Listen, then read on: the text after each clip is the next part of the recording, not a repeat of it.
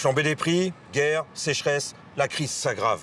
Les spéculateurs s'en donnent à cœur joie et les capitalistes, riches à milliards, vont en profiter pour nous imposer de nouveaux sacrifices. Montrons qu'il y a des travailleuses et des travailleurs qui ne se laisseront pas faire et qui sont conscients qu'il faut changer la société. À l'usine, on travaille à un rythme d'enfer pour des salaires tellement bas que certains camarades se sont retrouvés en dessous du SMIC et la direction a dû les augmenter.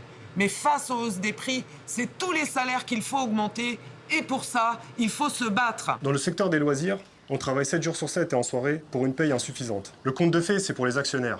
Ras-le-bol de devoir passer nos vies au travail sans pouvoir boucler les fins de mois. L'indexation des salaires et des pensions de retraite, c'est un minimum.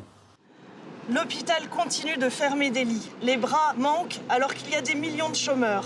Même chose dans les écoles ou les transports parce que l'argent public est dilapidé à subventionner les capitalistes. Il nous faut des embauches et répartir le travail entre tous. Dans les ateliers, les cadences et le travail en équipe ruinent notre santé. Et ceux qui n'arrivent plus à suivre sont poussés dehors. Les jeunes, les intérimaires servent de bouche-trou et ne sont pas embauchés. Et Macron veut repousser l'âge de la retraite à 65 ans. Au chantier, les ouvriers viennent du monde entier. Mais question charge de travail et précarité, nous partageons tous la même galère.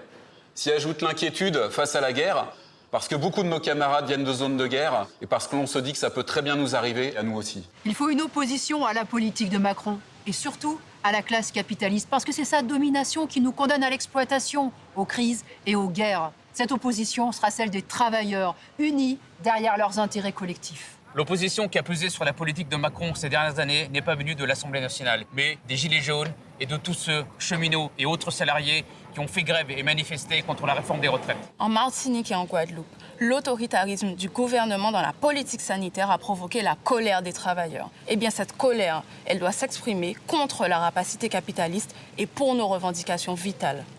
Votez pour le camp des travailleurs, votez pour Lutte ouvrière.